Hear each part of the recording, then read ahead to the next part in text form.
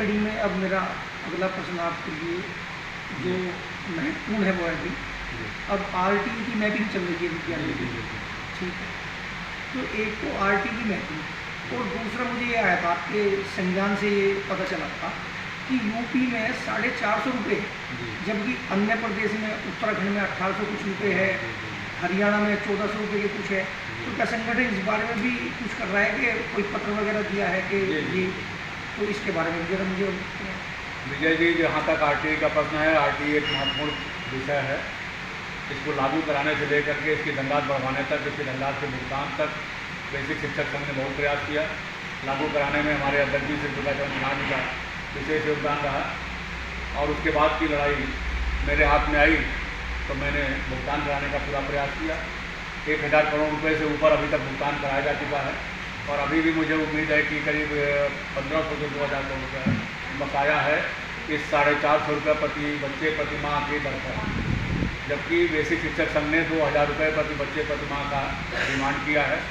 दिल्ली में करीब 2000 रुपये 2100 रुपये के आसपास 2100 रुपये प्रति बच्चे प्रति माह मिल रहा है और हमें उम्मीद है कि हमारी सरकार भी, उत्तर प्रदेश सरकार भी इस पर विचार कर रही है और जल्दी ही इसको लागू करेगी।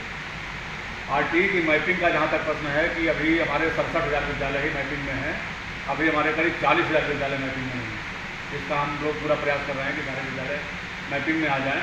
और मैपिंग के साथ एक जो गलती है वो ये है कि मनमाने तरीके से बच्चों की संख्या विद्यालयों में अंकित की जा रही है। विद्यालय वालों को जा करके अपने अपने बेसिक शिक्षा अधिकारी के कार्यालय में अपने बच्चों की वास्तविक संख्या अंकित कराने के लिए। और जो सबसे बड़ा फॉल्ट है, सबसे बड़ी गलती है आरटीई में, वो है प्री प्राइमरी के बच्चों का नामांकन होना और भुगतान होना। या तो जिस दिन मामला फंसेगा उस दिन बहुत बड़ी व्यवस्था बिगड़ेगी, हमारे अधिकारीगण, हमारे प्रधानाचार्य सभी लोग आपस में पड़ेंगे।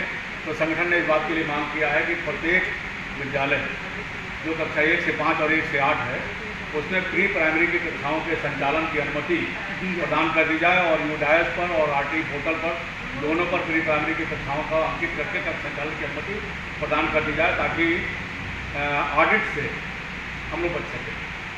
नहीं तो ऑडिट में जो प्री प्राइमरी के बच्चों का 200 करोड़ रुपया सालाना भुगतान हुआ है वो ब्याज सहित भुगतान वापस देने की स्थिति आ सकती है अगर सरकार ने इस पर ध्यान नहीं दिया तो। सरकार के संज्ञान में हम लोगों ने डाला है, आदेश भी हुआ है इस विषय पर कार्रवाई करने के लिए, लेकिन अभी तक कोई कार्रवाई हमें बताई नहीं गई कि क्या हुआ क्या नहीं हुआ। विद्यालय वालों को लग करके अपने अपने विद्यालय में प्री प्राइमरी की कक्षाओं के संचालन की अनुमति करानी होगी और तभी आरटीई के मैपिंग और आरटीई के भुगतान में जो गड़बड़ियाँ हैं उसको दुरुस्त किया जा सकता है। प्रत्येक विद्यालय जिला बेसिक अधिकारी कार्यालय जा करके अपने विद्यालय में वास्तविक बच्चों की संख्या को अंकित करा लें, मैपिंग करा लें और आरटीई के बच्चे लेकर के 2000 रुपये प्रति बच्चे प्रतिमाह भुगतान की लड़ाई में साथ आ जाए। ये आरटीई। धन्यवाद इसके लिए।